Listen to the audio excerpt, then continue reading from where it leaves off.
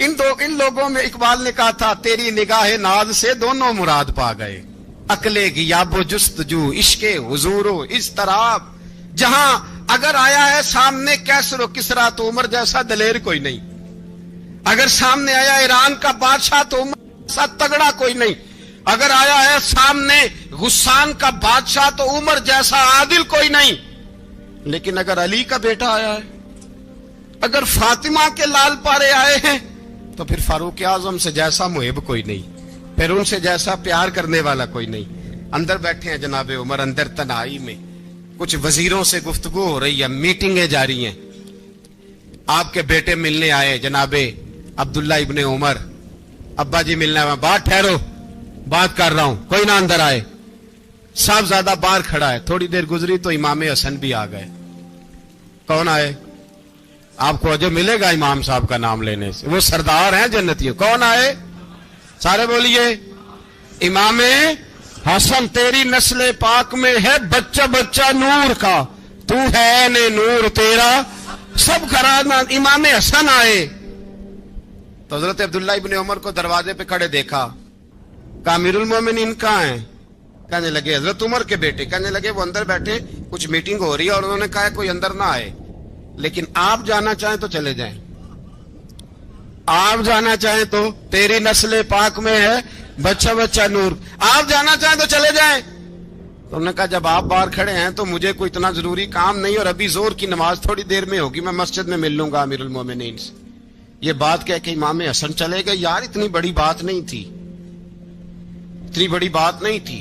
तो मेरे उस्तादों का बेटा भी आए तो कहा ठीक है जी वो सोए हुए हैं, तो कोई गर्ज नहीं यार, मैं ठहर के आ जाऊंगा, कोई बड़ी बात नहीं थी। देखा जाए तो बड़ी बात नहीं थी, पर बात बहुत बड़ी थी, इसलिए कि ये खाली हसन नहीं, ये हसन इब्ने अली है, ये हजरत फातिमा के लख्ते जिगर। हजरत उमर बाहर निकले, अब्दुल्ला इब्ने उमर से पूछा कोई आया तो नहीं? तो कहा हुजूर इमाम हसन आए थे। तो कहा फिर शहजादे को अंदर क्यों नहीं भेजा? कहा मैंने कहा था। वो कहने लगे अगर अमीरुल मोमिनीन मसरूफ हैं तो मैं जोहर में मिल लूंगा। हजरत उमर रोने लगे, फरमाया बेटे तूने अच्छा नहीं किया। फिर मस्जिद नहीं गए, सीधे इमाम हसन के दरवाजे दस्तक दी। इमाम हसन बाहर आए, कहा शहजादे आए थे तो मिले क्यों नहीं? तो इमाम हसन कहने लगे हुजूर आपका अपना बेटा दरवाजे पे खड़ा था, आपका अपना बेटा दरवाजे पे खड़ा था, और मना भी किया था आपने, तो मैं जोर में मिल लेता। हजरत इमाम हसन फरमाते जोशे जज्बात में जनाबे उमर ने सर से पगड़ी उतार दी, जोशे जज्बात में। कहने लगे हसन मेरे बेटे का और आपका क्या मुकाबला? क्या उसकी मां का नाम फातिमा ज़हरा है? क्या उसकी नानी का नाम खतीजतुल कुबरा है? क्या उसके नाने का नाम मोहम्मद मुस्तफा है? आपका और उसका क्या मुकाबला? फिर रो पड़े और कहने लगे बेटे मैं मक्के के सहराओं में ऊंट चराया करता था, ये जो मेरे सर पर इज्जत के बाल हैं ये तेरे नाने के उगाए हुए, मैं मक्के के खबरदार शहजादे खबरदार। ओ भाई अहले बैत नबुव्वत के अदब का रंग अगर सिखाया है तो सैयदना उमर ने सिखाया है। हजरत फारूक आजम के हाथ में तलवार थी, घर से निकले, कहने लगे आज मैं उस मोहम्मद का खात्मा कर दूंगा माज़अल्लाह। तो इसने घर घर फसाद पैदा कर दिया तलवार लेके। अबू जाल ने ना गुस्सा दिलाया, कहने लगा मक्के में कोई सूरमा नहीं बचा जो मुस्तफ़ा को कत्ल कर दे माज़अल्लाह, 100 सुरखूंट मिलेंगे। जनाब उमर कहते हैं तलवार पकड़ी, और ये सवेर की बात है, अभी रात को नबी पाक काबे का गुलाब पकड़ के कह रहे थे अल्लाहुम्मा अइज़्ज़िल इस्लाम बे इस्लाम उमर इब्न खत्ताब, या अल्लाह इस्लाम को इज्जत दे दे, उमर को कलमे की तौफीक दे दे। रात हज़रत उमर कहते हैं दिन चढ़ा तो तलवार लेके ना मैं बाहर निकला, मैंने कहा आज मैं छोड़ूंगा नहीं, हर घर में फसाद माज़अल्लाह, हर घर में लड़ाई। फरमाते हैं रस्ते में हज़रत अरकम बिन ज़ैद मिल गए, कहने लगे किधर जा रहा है? मैंने कहा आज मैं मुस्तफ़ा को कत्ल करूंगा। कहने लगे जा पहले अपने घर की खबर ले, तू जिधर जा रहा है ना उधर बाद में जाना, पहले अपने घर की पहले खबर ले। कहने लगा मेरे घर को क्या हुआ? कहने लगे तेरी बहन फातिमा बिनते खत्ताब और तेरा बहनोई सईद बिन जैद दोनों कलमा पढ़ चुके, जा पहले अपने घर की खबर ले। हजरत उमर फरमाते मैं गया, बड़ा गुस्सा आया कि मेरे घर में आग लग गई, मैं सरदार मक्के का, اتنا سخت گیر آدمی، میرے گھر میں اسلام آ گئے. فرماتے ہیں میں نے جا کے نا اپنی بہن کے گھر کی طرف رخ کیا، دروازے پہ پہنچا تو میں نے سنا اندر سے آواز آ رہی ہے، قرآن پڑھنے کی آواز آ رہی ہے، قرآن پڑھنے کی. فرماتے ہیں میں نے دروازے پہ دستک دی، اندر سے آواز آئی، کون ہے دروازے پہ؟ میں نے کہا عمر ابن خطاب. فرماتے ہیں کہ میرے بہنوئی نے کہا کہ فاطمہ تیرا بھائی بڑا سخت ہے.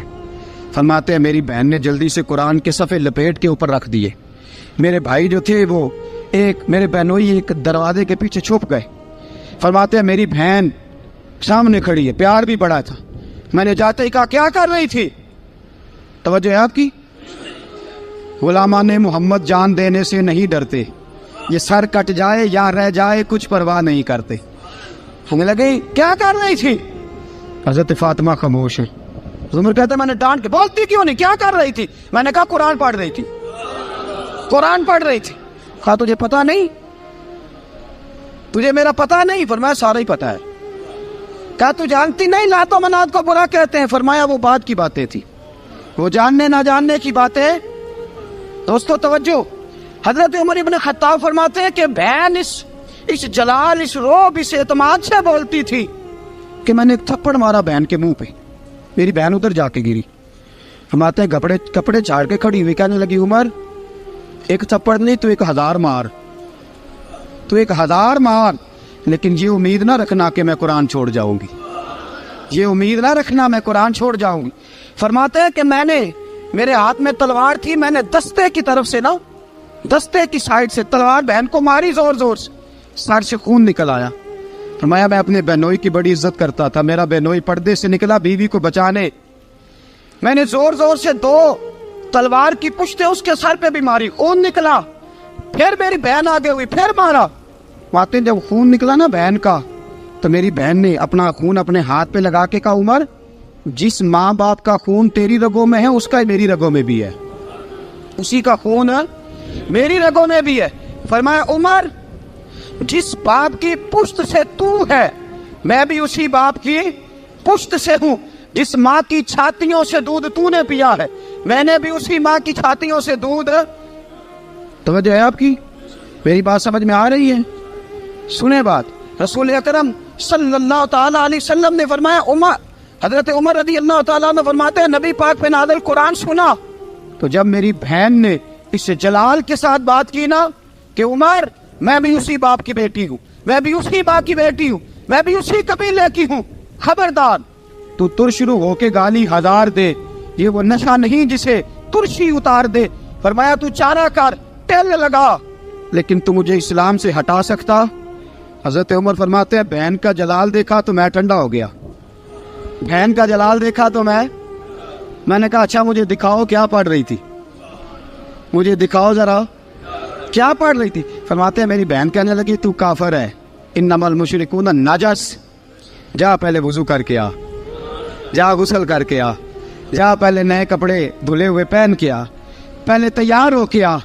حضرت عمر فرماتے ہیں میں تیار ہو کے آیا، میری بہن نے جھولی میں صفحے رکھے، قرآن پڑھے بہن، سنے بھائی، اللہ تقدیر بدل دیتا ہے. قرآن پڑھے بہن اور سنے بھائی.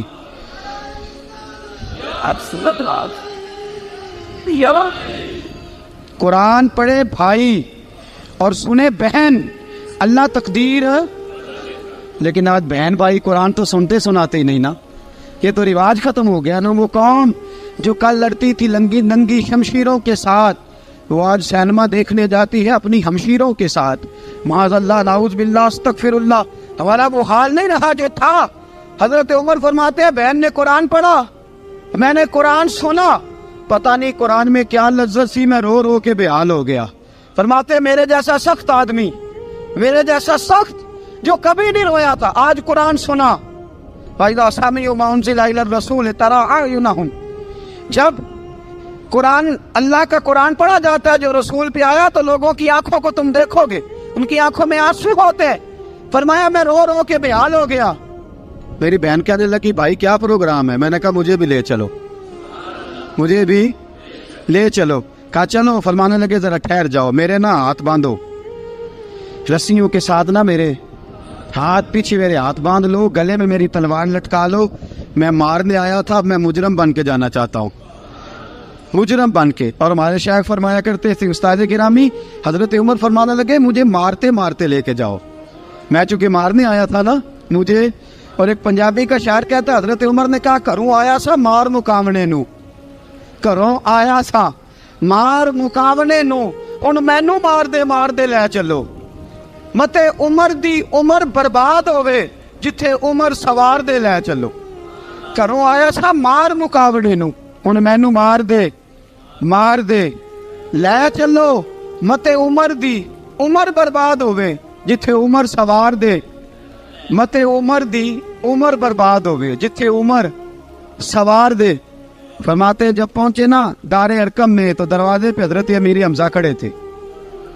حضرت امیر حمزہ, ایک شخص کہنے لگا حضرت امیر حمزہ سے عمر آ رہا ہے, فرمایا آنے دو. کہا حضور وہ تلوار بھی گلے میں لٹک رہی ہے, فرمایا آنے دو. وہ اگر عمر ہے تو میں بھی امیر حمزہ ہوں, وہ اگر عمر ہے تو انا اشہد اللہ و رسولہ, میں اللہ رسول کا شعر ہوں, آنے دو. کہا آپ کیا کریں گے؟ کہا ادب ملحوظ رکھے گا تو خاطر سے بٹھائیں گے, نمونہ اس کو ہم خلق محمد کا دکھائیں گے, اگر نیت نہیں اچھی تو میں اس کو قتل کر دوں گا, اسی کی تیغ سے سر کاٹ کے چھاتی پہ دھر دوں گا. میں آنے تو دو, آنے دو عمر کو. حضرت عمر آئے, دروازے میں داخل ہوئے. صحابہ فرماتے ہیں کہ حضور نے شور سنا, فرمایا کون ہے دروازے پہ؟ فرمایا عمر. فرماتے ہیں حضور اٹھے تیزی سے, چادر گر گئی, چادر. حضور تیزی سے اٹھے, کھول دو دروازہ. حضور عمر کے گلے میں تلوار ہے, فرمایا پھاٹک کھول دو. یا رسول اللہ عمر آپ کا دشمن, فرمایا کھولو دروازہ. کہا یا رسول اللہ خطاب کا بیٹا, فرمایا کھولو دروازہ. یا رسول اللہ ابو جہل کا رشت, فرمایا کھولو دروازہ. حضور ماجرا کیا ہے؟ فرمایا وہ اپنے آپ نہیں آیا, میں نے رات اللہ سے دعا مانگی ہے, میں نے مانگ کے لیا ہے, میں نے مانگ کے لیا, وہ اپنے آپ تھوڑا آیا ہے. مانگ, کھولو دروازہ, آنے دو. حضرت عمر جھٹ سے دروازہ کھلا نا, رسول پاک سامنے کھڑے ہو گئے. کیا منظر تھا؟ ابو بکر فرماتے ہیں تمہیں کیا بتائیں کیا منظر تھا. حضرت ارقم فرماتے ہیں تمہیں کیا بتائیں کیا منظر تھا. میرے حبیب کی گردن تنی ہوئی ہے, آنکھوں میں آنسو بھرے ہیں پر نیچے نہیں گرتے, آنسو بھرے ہیں آنکھوں لیکن نیچے ٹپکتے نہیں. میرے رسول پاک آگے بڑھے, عمر کی گردن جھکی ہوئی ہے, عمر اوپر نہیں دیکھتے. حضور آگے بڑھے, جا کے حضرت عمر کا کندھا زور سے ہلایا, فرمایا کیا پروگرام ہے تیرا, کیا ارادہ ہے تیرا, بول.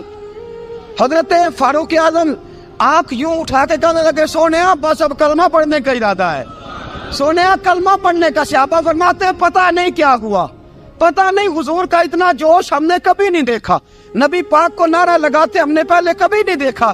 جب عمر نے کہا نا سونیا کلمہ پڑھنے آیا ہوں, فرماتے ہیں رسول پاک کے جو آنسو بندے ہوئے تھے نا وہ ٹپ سے نیچے گرے, اور حضور نے فرمایا اللہ اکبر, اللہ اکبر. فرماتے ہیں حضور نے جب اللہ اکبر کہا تو سارے صحابہ بھی کہنے لگے اللہ اکبر, اللہ اکبر, اللہ اکبر.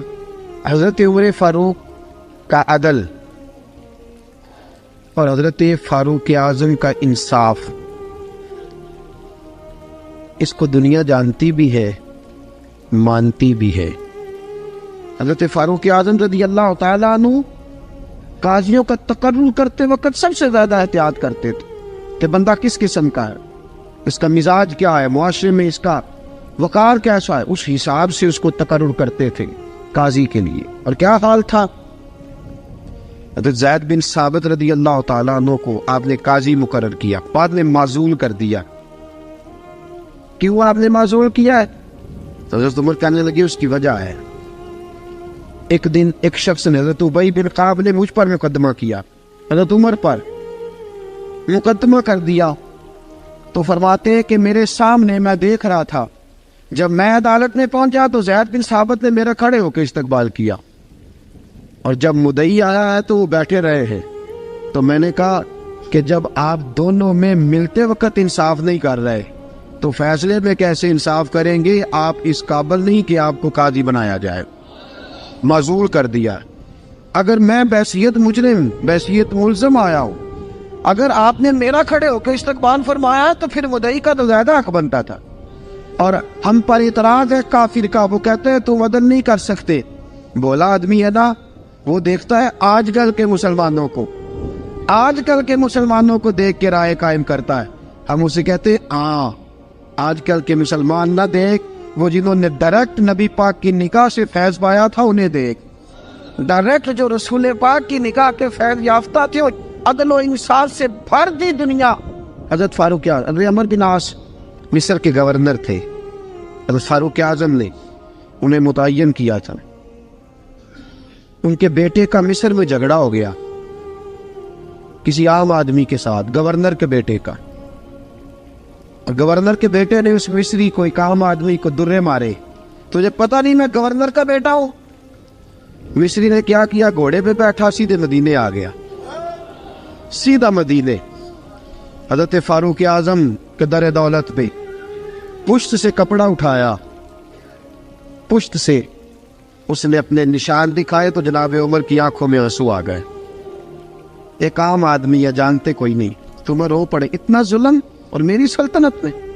کوڑے برسے تیری پشت پہ، فوراً لے جا، جاؤ بلا کے لاؤ. حضرت عمر بن عاص اپنے بیٹے سمیت آئے، بڑی عدالت ہے. حضرت فاروق اعظم کے لفظ، فرمایا اس کو اس کی ماں نے آزاد پیدا کیا تھا، تو نے اسے کیوں غلام بنایا ہے؟ اس کی ماں نے آزاد جنا تھا، تو نے کب سے لوگوں کو غلام کا؟ بیٹے یہ کیا کہتا تھا؟ یہ کہتا تھا میں گورنر کا بیٹا ہوں، تجھے تو جانتا نہیں.